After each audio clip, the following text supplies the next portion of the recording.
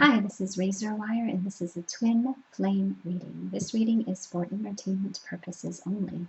And today we are using Paulina's Tarot, the Good Tarot, and this homemade deck of tarot. And we are going to start with the masculine. As you might have noticed, I'm not using an oracle deck today. That's because I have a channel song for you, which I'll read at the conclusion of this reading. And the song is from the masculine to the feminine. And remember that masculine is the energetic masculine. They don't necessarily have to be male.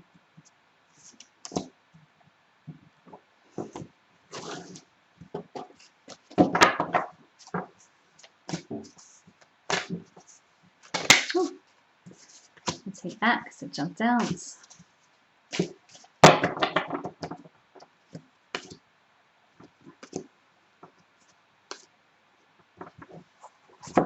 And last but not least, I'll get a few of these and see what comes out. All right, so here we go. We'll start with Paulina's Tarot. And we have the Seven of Swords and the Five of Swords here, so there's a lot of conflict. The Seven of Swords speaks about betrayal, theft, sneakiness, and this can be, an outside situation, something that your masculine is involved with. He might be in a toxic situation or in toxic relationships, or this could be conflicts within his own mind, conflicts of the ego, deception of the ego, denial of the truth. And the Five of Swords is a similar card, that it's about ego, it's about, loss and grief and disappointment and, betrayals. And the character in this card they look almost heartbroken, and so here's somebody who's, really guarding their heart. They may present as very, they might present as very angry or defensive or hostile, or they might even present as being very cold because they are protecting themselves. And sometimes this can happen with the masculine. They can present outwardly as I don't care, I'm not interested, this is all in your head, or they can present as being kind of aggressive. But this is illusions of the ego. This is fear of being hurt. Your masculine has obviously been hurt in the past. They may have trust issues with abandonment, which is causing them to have their guard up right now. And then we have the Page of Water, which is sort of the opposite energy of these cards, because this card is about innocence, and we're all innocent on this journey. We're all learning. The Page of Water can indicate, new love. It can indicate messages of love. This energy right here is very dark and very heavy and very pessimistic and negative. And the energy in this card is very light and joyful. So they're moving from this negative energy, and they're starting to, have faith, have faith again in love, in the purity of love. And here we have the Three of Water, which is a card of reunion, a card of friendship, a card of joy and happiness. So they're moving from this dark ego energy into this bright, happy energy. They're starting to express their emotions instead of guarding them.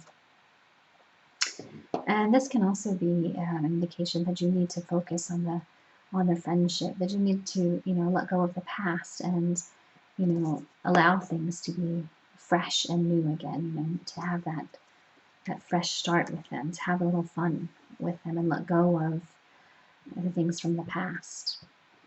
And here we have the Queen of Fire. And the Queen of Fire is a passionate and independent woman. She follows her heart. She acts on her instincts. She has very good creative instincts. This card can refer to soul connections. At least in this deck, it refers to soul connections. So although your masculine might not have the words for what's happening in your connection, he knows that it's special. He knows that there is a soul connection. And then here we have the Hierophant, and the Hierophant, again, is about that spiritual connection. It's about working together with your masculine and the divine, to bring in that unconditional love and for your soul mission here on the planet, to raise the vibration. And then we have sharing and charisma. So, and the charisma card can go with the Queen of Fire because she's very charismatic, and your masculine it sees you as this, very charismatic, this sexy, appealing woman. He can't get enough of you. You're absolutely irresistible to him. And then we have this card of sharing. In the past, it looks like your masculine has been hurt. It looks like the relationships he's had in the past, that there's been a lot of manipulation, a lot of taking. And, in the twin flame relationship, it's about sharing. It's about give and take. It's about, unconditional love. So this is, something completely new for many of your masculines. They will never, have, obviously they never will have had a twin flame relationship previously, but they may not have even had a very healthy relationship prior to this one. And even if they have had some decent relationships mixed in there, it's very likely that they have suffered some heartache in the past, which has made it difficult for them to open up and trust. Next, we have the Divine Feminine.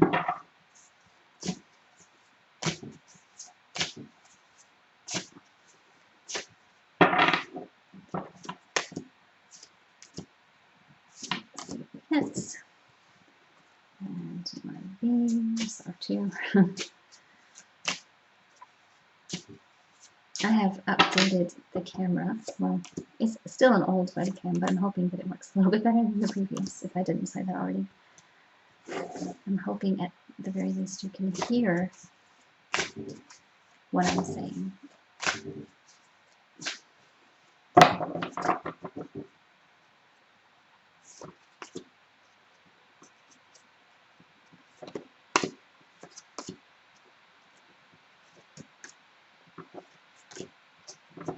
All right, so let's see what we have for the Divine Feminine today. And we have the Six of Swords, Death, the King of Swords, and the Eight of Cups. So the Six of Swords is about moving on, moving on from the past, moving on from toxic relationships, moving from one way of being to another way of being.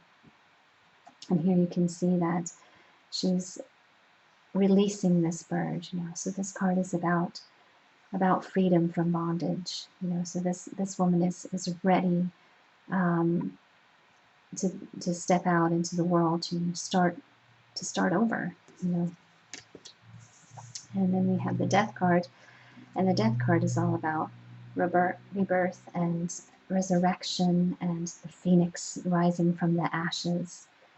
And in this particular card, you can actually see the horse has this fiery red mane, and Death is holding this, red, what looks like a red pirate flag, and the horse is rearing up.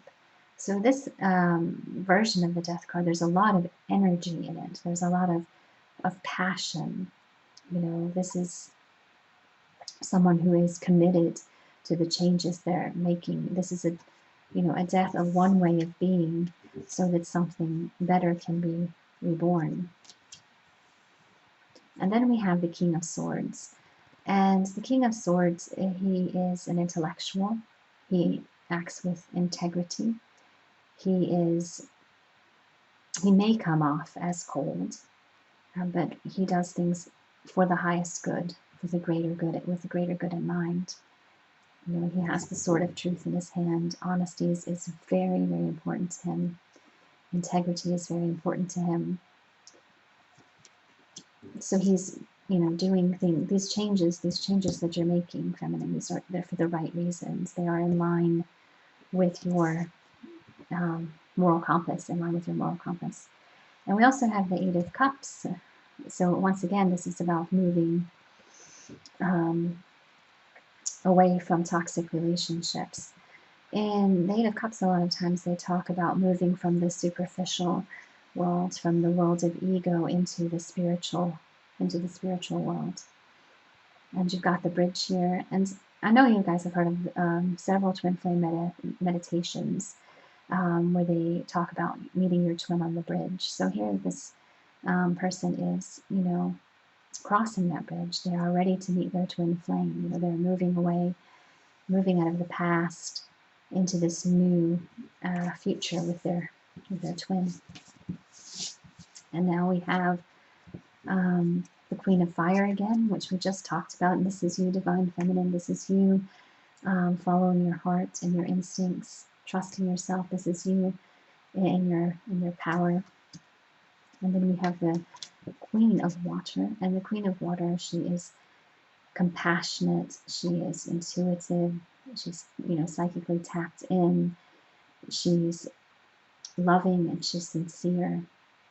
She doesn't have any ulterior motives. Remember, in your masculine, they're dealing with a lot of ulterior motives, but the Queen of Water doesn't have that. She's her love is pure. It's unconditional.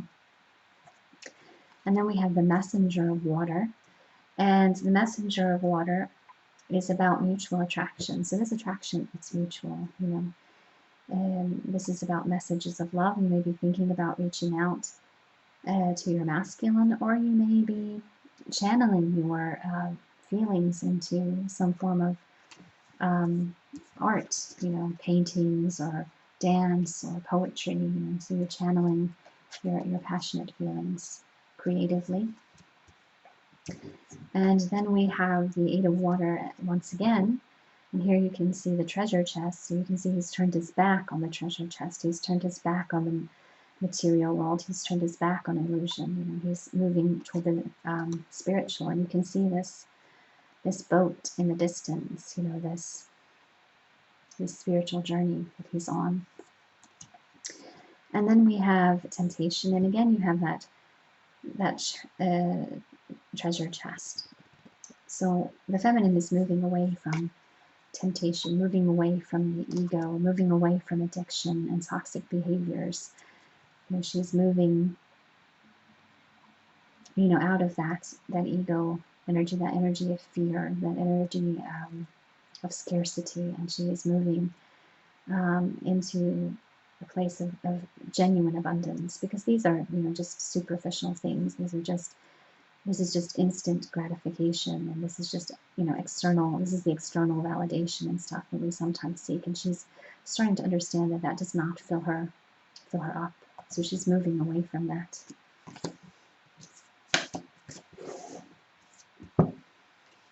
All right, then we have the journey.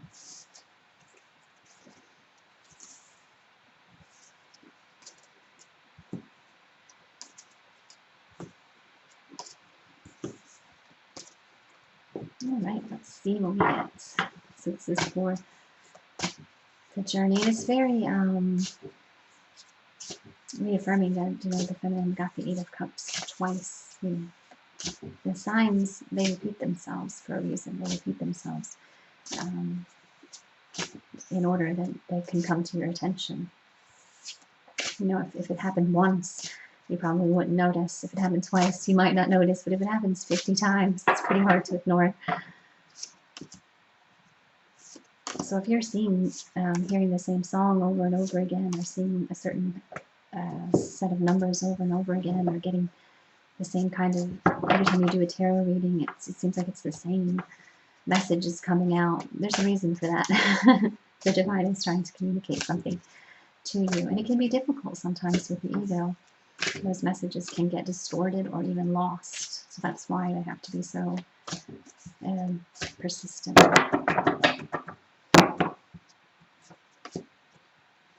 And until you get them, they'll keep appearing.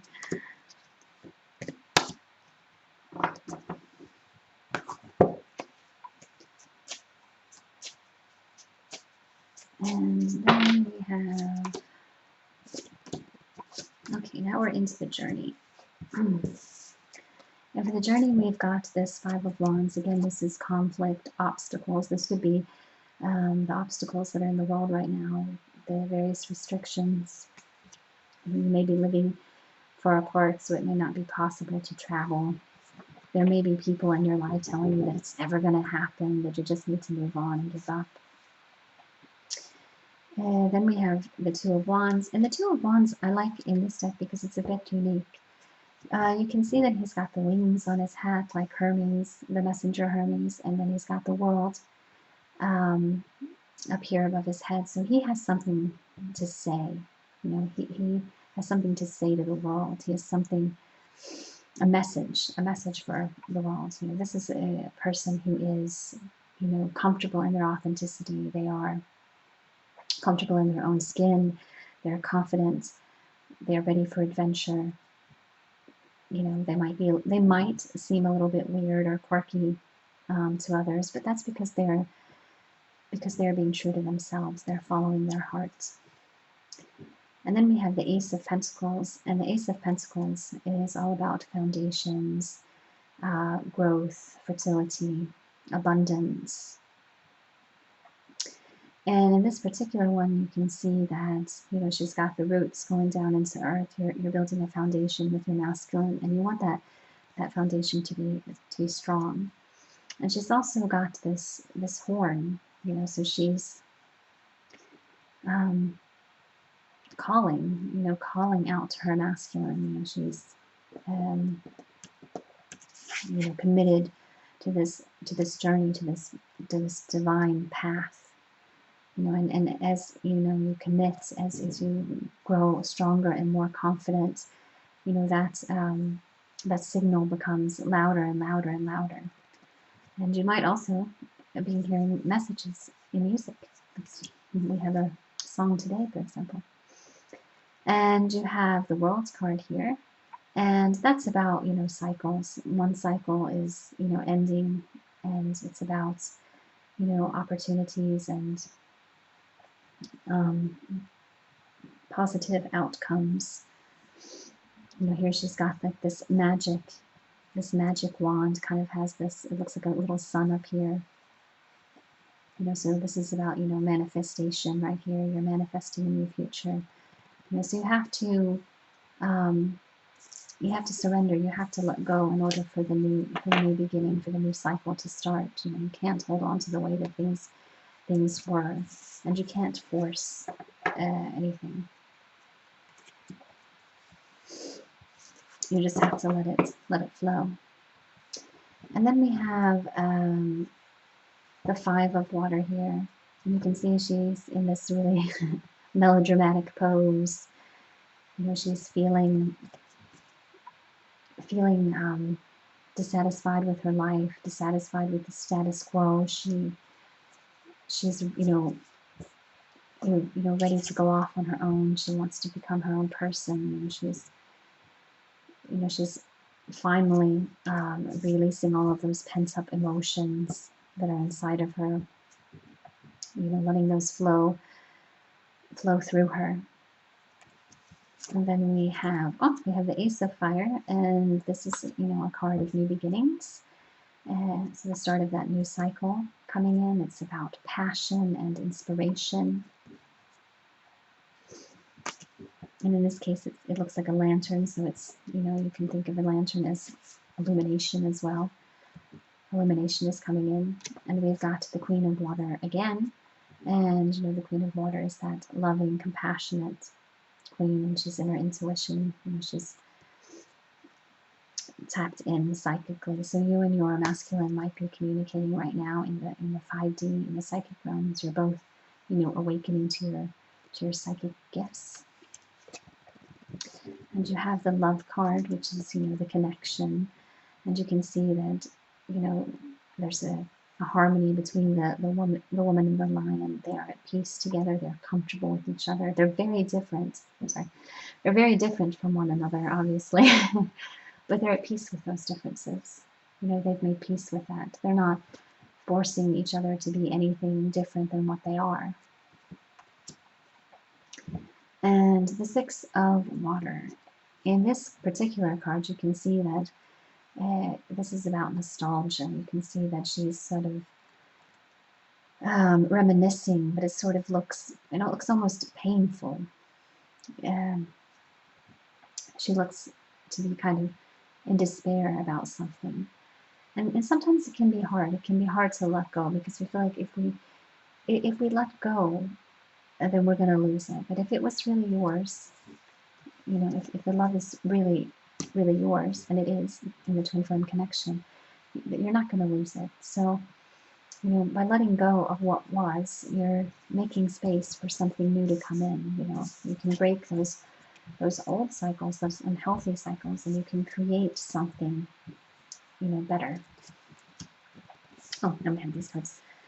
And we have security, and that's what the Ace of Pentacles is about, all about security, abundance, foundations, building up that friendship, and hard work. You're putting in the work, you're taking the time, you're overcoming any obstacles that might be in your life right now. You're learning your lessons so that you're strong.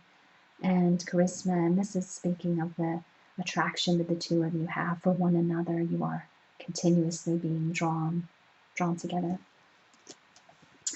All right, so last but not least, we have a song, and this song is by Depeche Mode, and it's called Somebody. And I'm just going to read you the lyrics.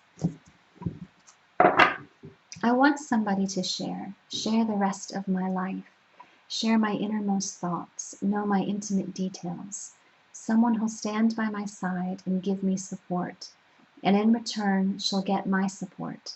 She will listen to me when I want to speak about the world we live in and life in general. Though my views may be wrong, they may even be perverted, she'll hear me out and won't easily be converted to my way of thinking. In fact, she'll often disagree, but at the end of it all, she will understand me. I want somebody who cares for me passionately, with every thought and with every breath. Someone who helped me see things in a different light.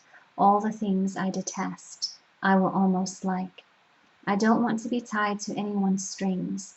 I'm carefully trying to steer clear of those things. But when I'm asleep, I want somebody who will put their arms around me, kiss me tenderly. Though things like this make me sick, in a case like this, I'll get away with it. Here we have the the woman and the lion. So you're masculine. They want all of the same things that you want. They want someone to grow old with. They want the friendship. They want to wake up with you in the morning. They want to have conversations of substance.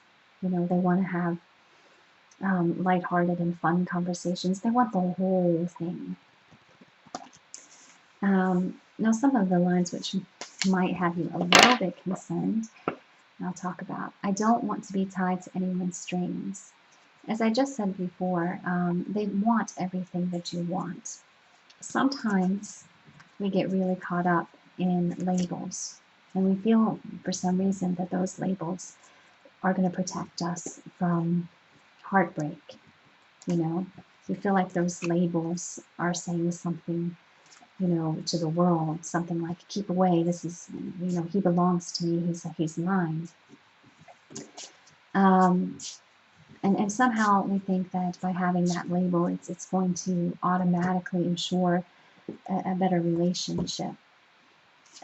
But if those labels, don't mean anything, if there's no substance behind them, if there's no substance to the relationship, then, well, there's no point in them. At the end of the day, I think of it kind of like this. I got this analogy when I was out for a walk.